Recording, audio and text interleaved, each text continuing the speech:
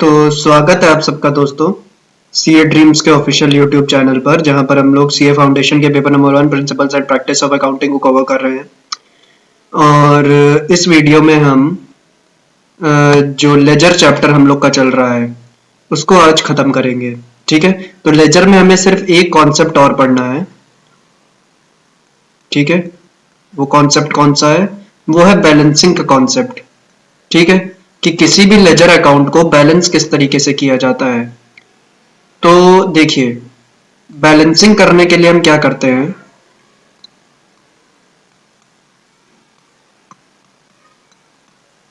हम अपने एसेट को ट्रेडिशनल जो हमारा मेथड था जर्नल एंट्री का, उसमें हमने 6 चीजें पढ़ी थी ना, 6 चीजों में क्लासिफाई करने का प्रयास करते थे अपने ट्रांजैक्शंस और इवेंट्स को।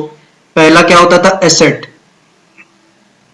ठीक है, तो एसेट की मैं बात करूं तो एसेट को क्या किया जा सकता है? एसेट को बैलेंस किया जा सकता है। ठीक है, दूसरी चीज क्या होती थी? लाइबिलिटी।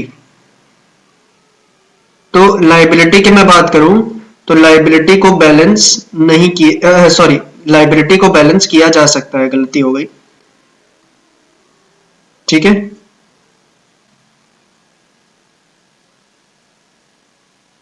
लाइबिलिटी को भी बैलेंस किया जा सकता है। इसके बाद हमने पढ़ा था एक्सपेंसेस। तो एक्सपेंसेस को बैलेंस नहीं किया जा सकता। और क्या होते थे? इनकम्स। इनकम्स को भी बैलेंस नहीं किया जा सकता। पांचवी चीज क्या थी? पांचवी चीज थी लॉस। तो लॉस को भी बैलेंस नहीं किया जा सकता। और लास्ट था गेन। तो दोस्तों, गेन को भी बैलेंस नहीं किया जा सकता। तो यानी ये जो 4 चीजें हैं नॉमिनल वाली, नॉमिनल में 4 चीजें आती है ना, एक्सपेंस, लॉस, इनकम, गेन, इन सब की बैलेंसिंग नहीं की जा सकती है। इंस्टेड इनके जो बैलेंस लास्ट में बचते हैं, इनके बैलेंस को क्या किया जाता है? इनके बैलेंस को ट्रांसफर किया जाता है to profit and loss account. ठीक है, तो एक्सपेंसेस, लॉस, इनकम और गेन के जो बैलेंस होते हैं उनको प्रॉफिट एंड लॉस अकाउंट में ट्रांसफर किया जाता है, और एसेट और लाइबिलिटी की के क्लोजिंग बैलेंस निकाले जाते हैं। ठीक है, इन दोनों के ही क्लोजिंग बैलेंसेस निकाले जाते हैं। बाकी एक्सपेंसेस, लॉस, इनकम और गेन के जो लास्ट में बैलेंस बचता है उसको क्या किया जाता है? पीएल अकाउंट में ट्रांसफर किया जाता है। हालांकि ये जो 4 नॉमिनल के भाई बहन है, एक्सपेंस, लॉस, इनकम, गेन, इन चारों के बैलेंसेस को पीएल में नहीं ट्रांसफर किया जाता। इसमें से कुछ को ट्रेडिंग अकाउंट में ट्रांसफर किया जाता है। ठीक है, some are transferred to trading account,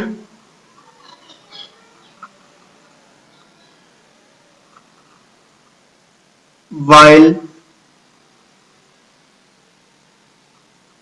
some are transferred to PL account. कुछ को ट्रेडिंग में ट्रांसफर किया जाता है और कुछ को पीएल में ट्रांसफर किया जाता है। अब आप कहेंगे किसको ट्रेडिंग में किया जाता है, किसको पीएल में? तो ये हम फाइनल अकाउंट्स में ही सीखेंगे कि कौन कौन से एक्सपेंस ऐसे होते हैं जिनको ट्रेडिंग में ट्रांसफर किया जाता है। ठीक है, वहां पे आप सीखेंगे जो फैक्ट्री से रिलेटेड एक्सपेंस है उसको ट्रेडिंग में किया जाता है, और जो नॉन फैक्ट्री है वो सब पीएल में ट्रांसफर किए जाते हैं। और सेल्स और इनकम के भी दो बाइफर्केशन होते हैं। सेल्स एक लौती इनकम होती है जिसको ट्रेडिंग में ट्रांसफर किया जाता है, बची कुछ ही सारी इनकम्स को पीएल में ट्रांसफर किया जाता है। और जो लॉस होता है वो हमेशा पीएल में ही ट्रांसफर होता है, कोई भी लॉस ऐसा नहीं है जो ट्रेडिंग में ट्रांसफर हो। और सारे गेन्स जो होते हैं वो सब भी पीएल में ही ट्रांसफर होते हैं, एक भी ऐसा गेन नहीं है जो ट्रेडिंग में ट्रांसफर होता हो।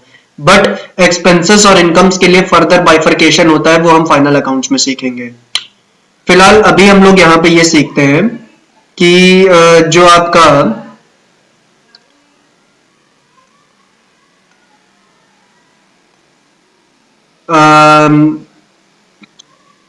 एसेट और लाइबिलिटी है उनका क्लोजिंग बैलेंस किस तरीके से निकाला जा सकता है। तो एसेट और लाइबिलिटी का, या फिर मैं छयों को ले लूं, asset liability income loss expense gain, ठीक है। इन छयों के जो क्लोजिंग बैलेंस आ सकते हैं वो दो प्रकार के हो सकते हैं। तो हमारे बैलेंस दो तरीके के आ सकते हैं लेजर में, ठीक है। पहला होता है डेबिट बैलेंस और दूसरा होता है क्रेडिट बैलेंस, ठीक है। डेबिट बैलेंस में क्या होता है कि जब हमने सारे ट्रांजैक्शंस की पोस्टिंग कर दी जर्नल से लेजर में, उसके बाद उस खाते में क्या हो रहा है कि डेबिट साइड, ठीक है, डेबिट साइड क्या है, ज्यादा है, और क्रेडिट साइड क्या है, कम है। तो ऐसे बैलेंस को हम कहते हैं डेबिट बैलेंस, ठीक है। और क्रेडिट बैलेंस में क्या होता है, क्रेडिट बैलेंस में जब आता है तब आपकी डेबिट साइड कम होती है और क्रेडिट साइड क्या होती है, ज्यादा होती है, ठीक है। तो चलिए इसको समझने का प्रयास करते हैं।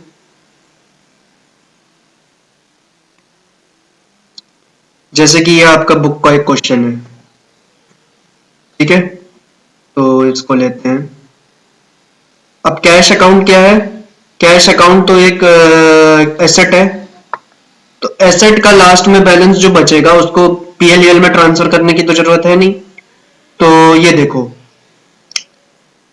ये जो टू बैलेंस बीटी लिखा हुआ है ये ओपनिंग बैलेंस है हमारे कैश अकाउंट का, ठीक है। यानी पुराना कैश पड़ा होगा उसका बैलेंस लिखा गया है। अब ये इस बार के ट्रांजैक्शंस हुए हैं जो हमने जर्नल से ट्रांसफर किए हैं, ये तीनों डेबिट साइड पे और ये दोनों क्रेडिट साइड पे, ठीक है।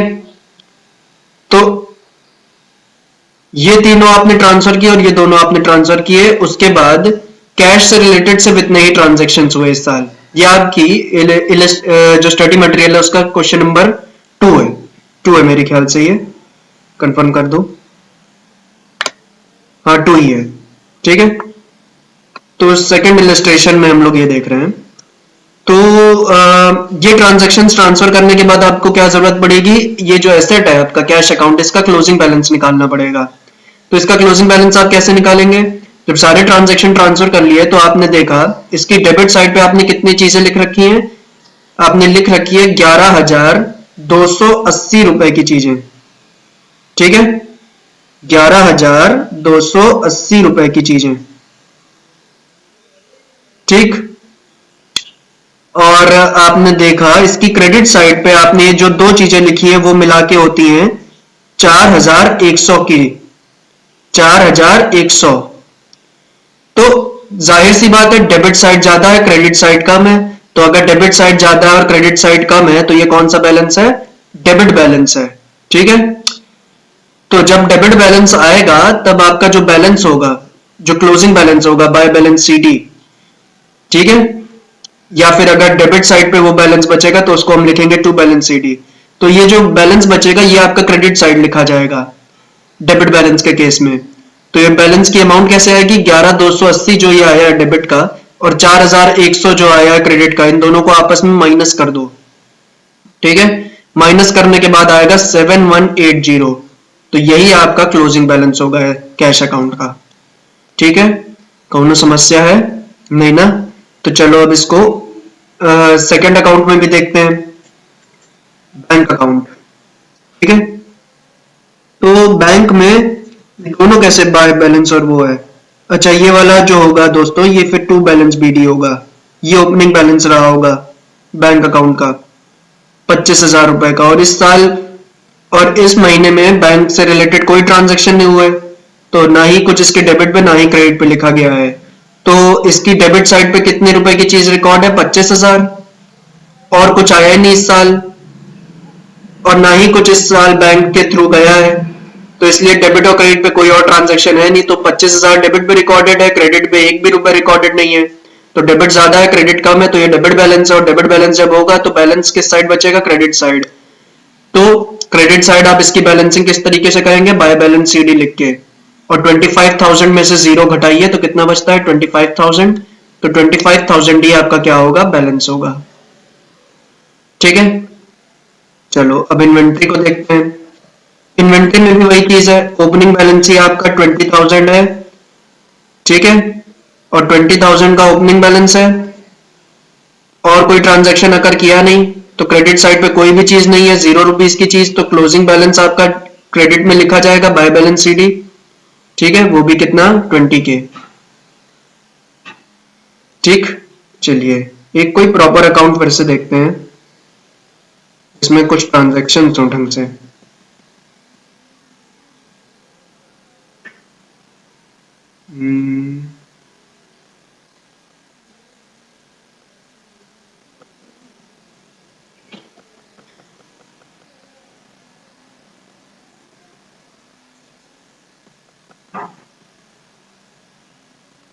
इलस्ट्रेशन 3 पे आ जाते हैं फिर, अगर उस पे नहीं मिला। ये देखिए इलस्ट्रेशन 3 में ये मिस्टर एच का जो अकाउंट है, ठीक है, हालांकि ये तो नेट सेटल हो रहा है पूरा का पूरा, ठीक है।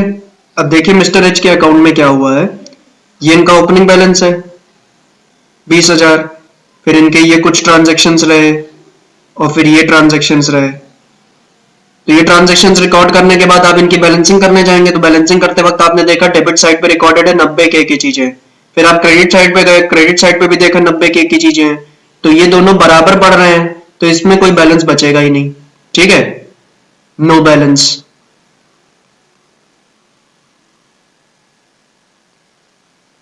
अब देखते हैं आगे मिस्टर आर का अकाउंट। मिस्टर आर के अकाउंट में देखिए क्या हुआ, डेबिट साइड पे ओपनिंग बैलेंस है इनका 15,000 का, क्रेडिट साइड पे इनका ओपनिंग बैलेंस है, ठीक है, और दो ट्रांजैक्शन क्रेडिट साइड पे और रिकॉर्डेड है 15, 54 और 25, तो ये हुआ 94 के क्रेडिट पे रिकॉर्डेड है। डेबिट पे देखो ये 5400, 77, 600 और 1000, डेबिट साइड पे ये तीन चीजें रिकॉर्डेड है, ठीक है। तो अगर आप देखो तो 5400, 77, 600 और 1000, ये तीनों मिला के कितना होता है 84K, 84,000। तो डेबिट पे रिकॉर्डेड है 84,000, क्रेडिट पे रिकॉर्डेड है 94,000, तो क्रेडिट डेबिट से ज्यादा है तो ये बैलेंस कौन सा है, क्रेडिट बैलेंस है, ठीक है, क्रेडिट ज्यादा है डेबिट कम है तो ये क्रेडिट बैलेंस है, और जब क्रेडिट बैलेंस होगा तो बैलेंस जो क्लोजिंग बैलेंस होगा वो डेबिट साइड पे बचेगा, तो ये बैलेंस सीडी आप यहाँ पे डेबिट साइड लिखेंगे टू बैलेंस सीडी करके, ठीक है, और कितने का बैलेंस बचेगा 94 माइनस 84 कितना हुआ 10,000, 10,000 का क्लोजिंग बैलेंस बचेगा, ठीक है। तो मेरे ख्याल से आप लोग समझ गए किसी भी लेजर अकाउंट को बैलेंस किस तरीके से किया जाता है, केवल एसेट और लायबिलिटी की बैलेंसिंग होती है, एक्सपेंस लॉस इनकम की इनकी कोई बैलेंसिंग नहीं होती, उनको ट्रेडिंग और पीएल अकाउंट में ट्रांसफर किया जाता है, ठीक है। तो चलिए इस वीडियो के लिए इतना ही रखते हैं, बाकी फिर आगे कंटिन्यू करेंगे। चैनल को सब्सक्राइब कर दीजिएगा, वीडियो को लाइक एंड शेयर जरूर कर दीजिएगा। धन्यवाद।